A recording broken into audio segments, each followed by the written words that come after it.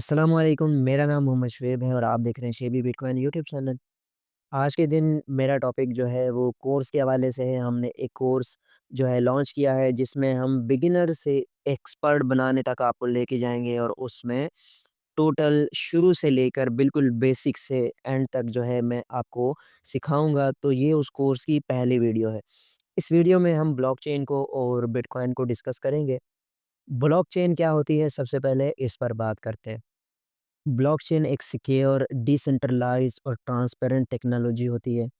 अगर हम इसको मिसाल के तौर पर लें तो जैसे इंसान जो है किसी भी खाते को कंट्रोल करता है, कोई रजिस्टर होता है उसके पास जैसे दुकानदार है और कई लोगों ने खाता लगवाया हुआ है तो वो रजिस्टर में गलत इन्फॉर्मेशन भी ऐड कर सकता है, ज़्यादा लिख सकता है या भूल के कम लिख सकता है। तो ये सारी चीज़ें हो सकती हैं एक नॉर्मल जो खाता है। लेकिन ब्लॉकचेन एक डिजिटल लेजर है और ये ऐसी रेवोल्यूशनाइज़ टेक्नोलॉजी है कि इसमें कोई भी ट्रांज़ैक्शन होती है तो वो इतनी ज़्यादा ट्रांसपेरेंट होती है कि ना तो उसे कोई चेंज कर सकता है, ना उसे कोई डिलीट कर सकता है और ना उसमें कोई रद्द-बदल किया जा सकता है। और मज़े की बात है कि ब्लॉकचेन का यूज़ सिर्फ़ ट्रांज़ैक्शन के तौर पे नहीं होगा, ट्रांज़ैक्शन के साथ-साथ इसका यूज़ होगा फूड चेन में कि कौन-सा फूड कब आया है, कहाँ से आया है और कितने दिन हो गए इस फूड को। साथ में वोटिंग के लिए इसका यूज़ हो सकता है कि इलेक्शन में जब कोई भी मुल्क वोट करवाता है, तो जो हारने वाली पार्टी होती है, वो कहती है कि धाँधली हुई है और हमारे साथ नाइंसाफ़ी हुई है और ये चीज़ हमारे मुल्क में बहुत ज़्यादा होती है। तो इस वजह से ब्लॉकचेन के ज़रिए हम उसको ट्रांसपेरेंट कर सकते हैं। नादरा से सारा का सारा डेटा लेकर हम ब्लॉकचेन पे ऐड करें और हर पाकिस्तानी वोट दे और जब वो वोट देगा, तो फिर ब्लॉकचेन पर ऐसा ट्रांसपेरेंट डेटा उसका सेव होगा कि कोई भी उसको बदल नहीं सकेगा। हालाँकि वो बंदा जिसने वोट कास्ट किया है, वो भी उसे चेंज नहीं कर सकेगा। तो इसका ये फ़ायदा है, ठीक है? और हेल्थ केयर में भी बहुत ज़्यादा इसका पोटेंशियल है। और दूसरी चीज़ें मैं आपके साथ डिस्कस करना चाहता हूँ यहाँ पर सबसे पहले जिस तरह एक हम मिसाल लेते हैं कि शुरू-शुरू में टैक्सी चलती थी।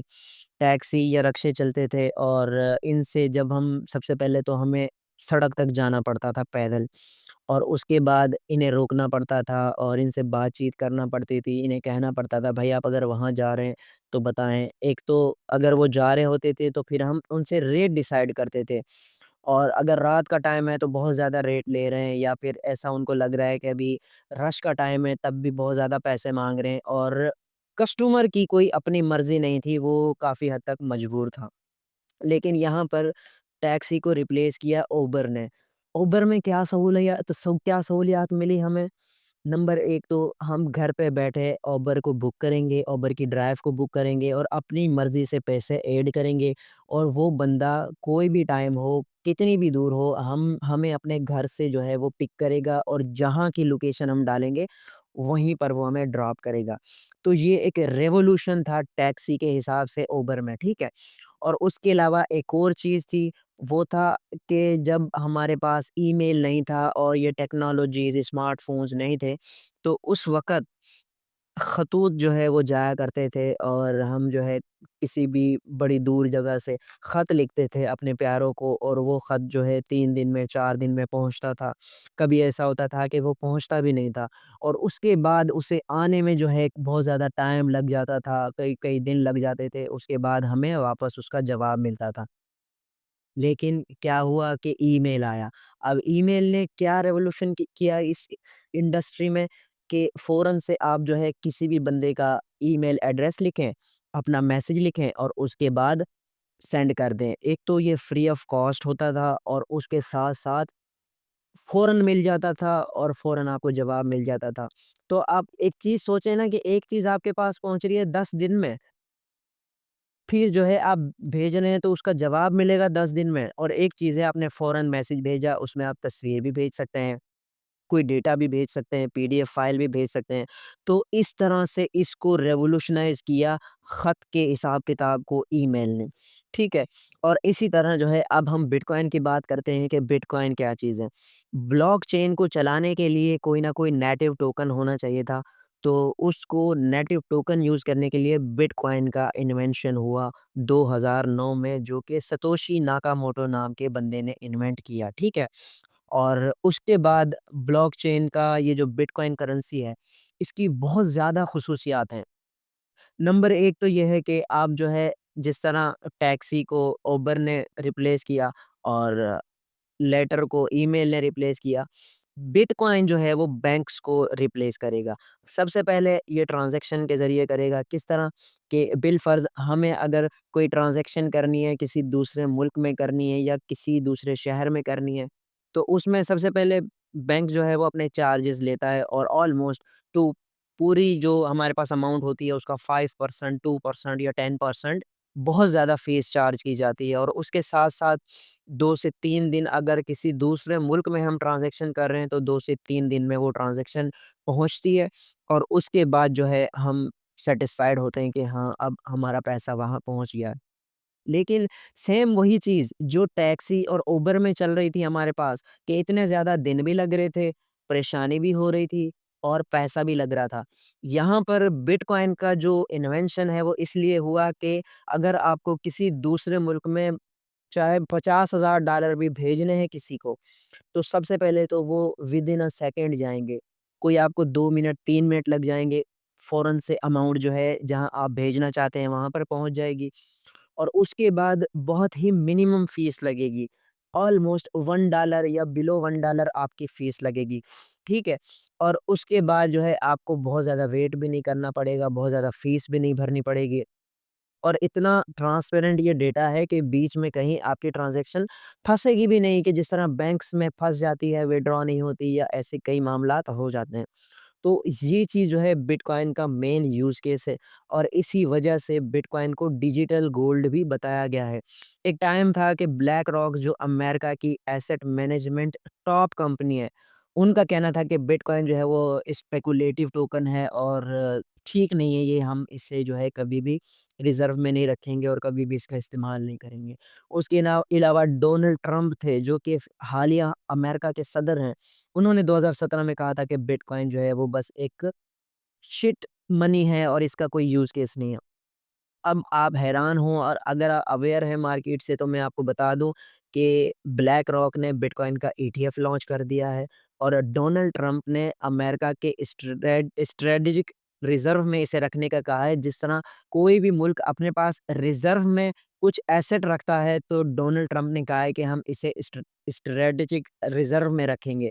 तो ये बिटकॉइन के लिए बहुत बड़ी बात है और उसके लिए अमेरिका 1 मिलियन बिटकॉइन बाय करने की तैयारी कर रहा है, जो कि बिटकॉइन के लिए बहुत बड़ी बात है और इसकी वजह से बिटकॉइन की प्राइस भी बहुत ज़्यादा ऊपर गई है, जो मैं बताऊँगा आपको चार्ट पर। ठीक है?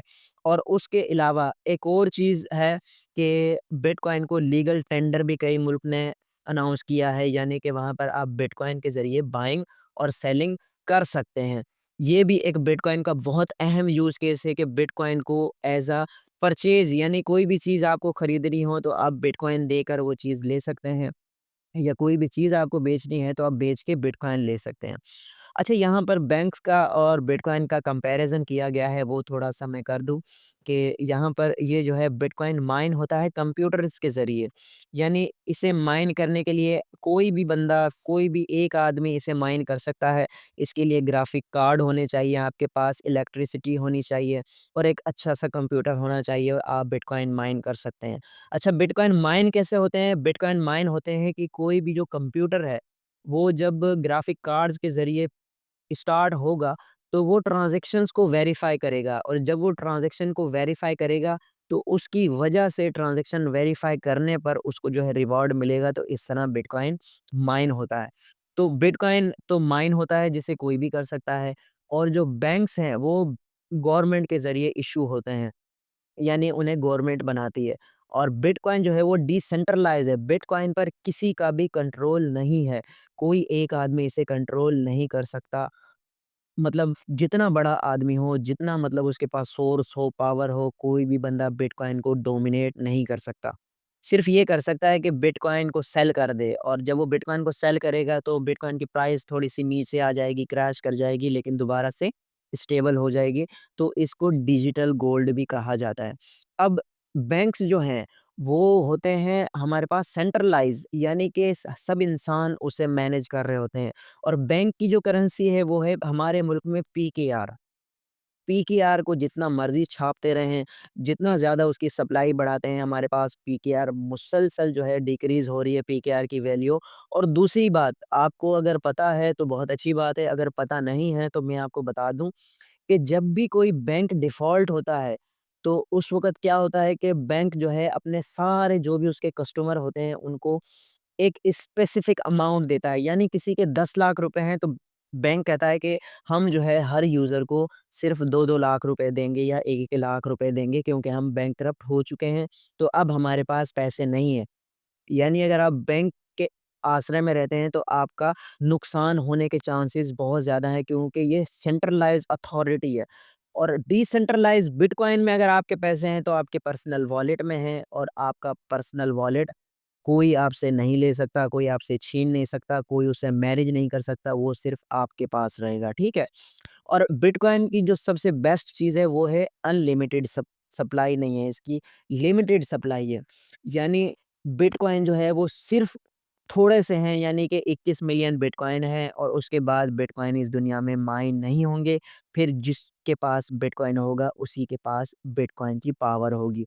जबकि जो बैंक्स की मनी है, फियाट मनी पीकेआर, अगर आप देखें डॉलर के अगेंस्ट हमारा रुपया कितना ज़्यादा डिक्रीज़ हुआ है वैल्यू में, कि अब जो है 288 पर 1 डॉलर बनता है हमारा। वो इसीलिए हुआ है कि जो हमारी गवर्नमेंट है वो अनलिमिटेड सप्लाई को मुसलसल प्रिंट कर रही है, और ज़्यादा पैसे को सप्लाई मार्केट में ला रही है। जबकि जो बिटकॉइन है इसकी लिमिटेड सप्लाई है, और ये सिर्फ़ 21 मिलियन माइन हो सकते हैं।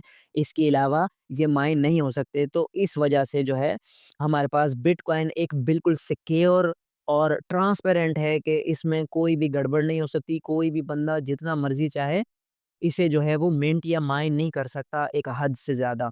और अभी जो है ऑलमोस्ट 80% से ज़्यादा सप्लाई, 19 मिलियन टोकन्स जो हैं वो लॉन्च हो चुके हैं मार्केट में। अब जो है सिर्फ़ ऑलमोस्ट 2 से 3 मिलियन टोकन बाकी हैं, और जो कि 10 से 20 सालों में जो है माइन होंगे। ठीक है? अच्छा, यहाँ पर जो है अब बिटकॉइन की प्राइस है, जब ये लिस्ट हुआ था तो $2 पे था। ठीक है? $2 से फिर आहिस्ता-आहिस्ता इसने पंप करना शुरू किया। यहाँ पर जो है सिर्फ़ कुछ लोग इसमें इन्वेस्ट कर रहे थे, और फिर जो है आहिस्ता-आहिस्ता लोगों का इंटरेस्ट पैदा होता गया इसमें, और इसकी प्राइस मज़ीद ऊपर आती गई। अब जो यहाँ पर हमें ऑल टाइम हाई नज़र आ रहा है बिटकॉइन का इतना बड़ा, यहाँ से लेकर 15,000 पर बिटकॉइन आया था, और उसके बाद यहाँ 1,02,000 पे चल रहा है। तो इसकी वजह ये है कि अब इसमें बहुत बड़ी-बड़ी वेल्स ने और ब्लैक रॉक ने, अमेरिका ने, इस तरह के बड़े-बड़े इंस्टीट्यूशन अब इसमें इंटरेस्ट ले रहे हैं। लेकिन अभी ये सिर्फ़ स्टार्ट है। आगे जो है एक्सपेक्टेड है, एनालिसिस है मार्केट मेकर्स का और एनालिस्ट का, कि बिटकॉइन जो है $5 लाख, $10 लाख तक भी जा सकता है। तो मैं आपसे उम्मीद करता हूँ कि आप लाज़मी इस टेक्नोलॉजी को समझेंगे और इस कोर्स को कंप्लीट करेंगे लाज़मी। इस कोर्स को कंप्लीट करने के बाद ही आप फ़ैसला कर सकते हैं कि आप जो है मार्केट में कमा सकते हैं या नहीं कमा सकते। बगैर किसी भी चीज़ को समझे हम कोई भी फ़ैसला नहीं कर सकते। तो ये आज की वीडियो थी। उम्मीद है कि आज की वीडियो भी आपके लिए इन्फॉर्मेटिव रही होगी, और आपने ये कोर्स लाज़मी कंप्लीट करना है, ताकि आप जो हैं एक सक्सेसफुल ट्रेडर बन सकें, जो मेरा या किसी भी एनालिस्ट का, किसी भी इन्फ्लुएंसर्स का मोहताज ना हो के मार्केट वो बताए कि मार्केट किस तरह से मूव करेगी, मार्केट में क्या प्रेडिक्शन है, कहाँ बाय करना है, कहाँ सेल करना है। मैं चाहता हूँ कि आप खुद करें। मैंने आज तक कोई सिग्नल ग्रुप नहीं बनाया, और ना आगे मेरा बनाने का इरादा है। मैं चाहता हूँ कि आप खुद को एम्पावर करें और खुद सीखें कि कोई भी सिग्नल कैसे बनाना है, और कहाँ पर बाय और कहाँ पर सेल करना है। तो यही चीज़ जो है मैं आपको आगे अपने कंप्लीट कोर्स में सिखाने वाला हूँ। तो मिलते हैं अपनी नेक्स्ट वीडियो में। अल्लाह हाफ़िज़।